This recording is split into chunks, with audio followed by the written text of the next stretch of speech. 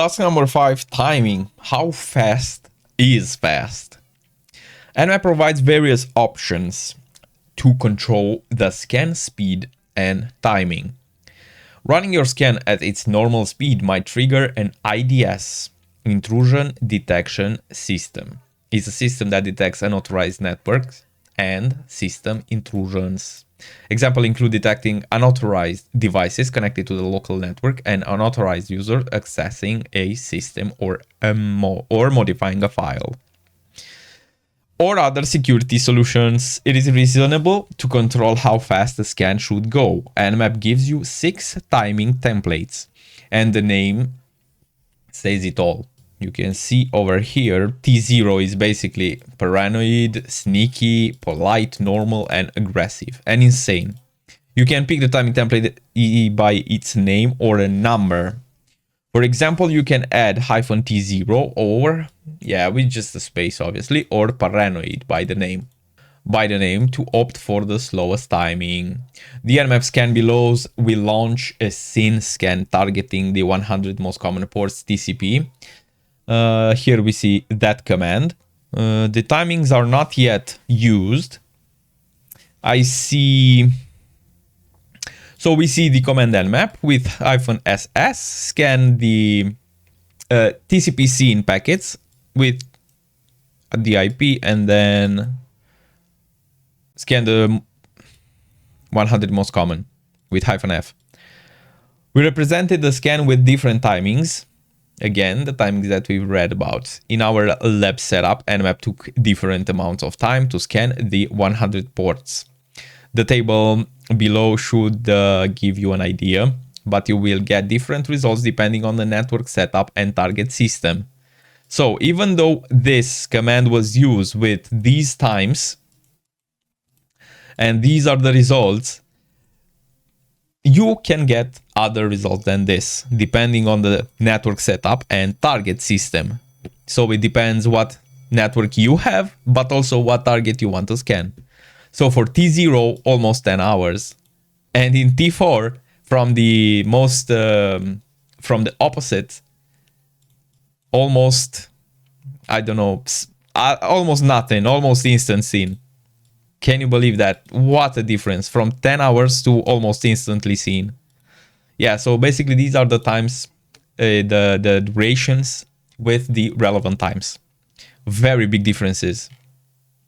In the following screenshots, we can see the time when Nmap sent the different packets. In the screenshot below, with the scan timing being T0, we can see the Nmap waited 5 minutes before moving to the next port.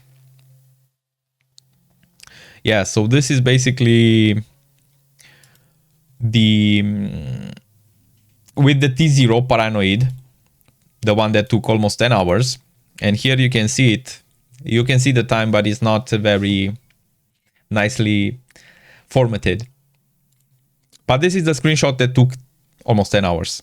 And I see they placed the screenshots with each time, but basically are not that relevant these because we much simpler with these, right?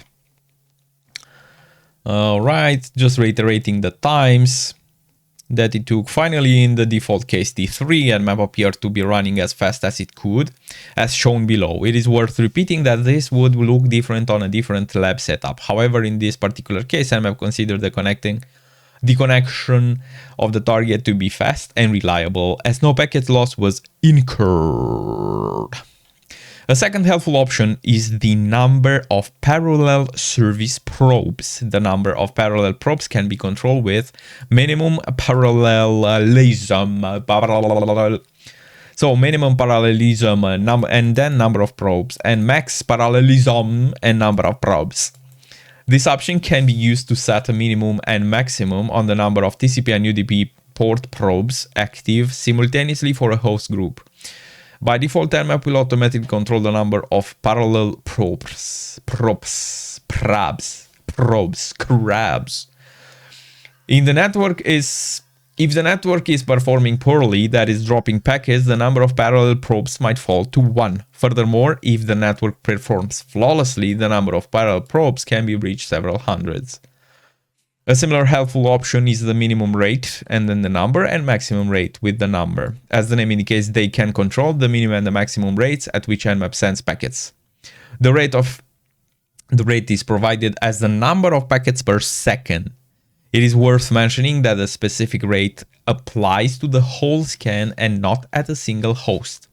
The last option we'll cover in this task is host and timeout. This option specifies the maximum time you are willing to wait, and it is suitable for slow hosts or hosts with slow network connections. And then here we see a summary of everything that we just read.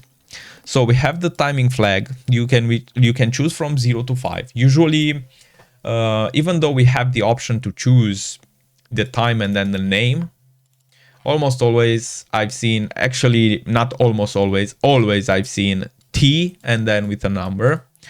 So here the timing template again neatly explained. Then we have the minimum parallelism and then maximum parallelism, minimum and maximum number of parallel probes, minimum rate and maximum rate, packets per second, and then host timeout, maximum amount of time to wait for a target host. What is the non-numeric equivalent of T4? So basically it's T, then we just check out the name. T4 is aggressive.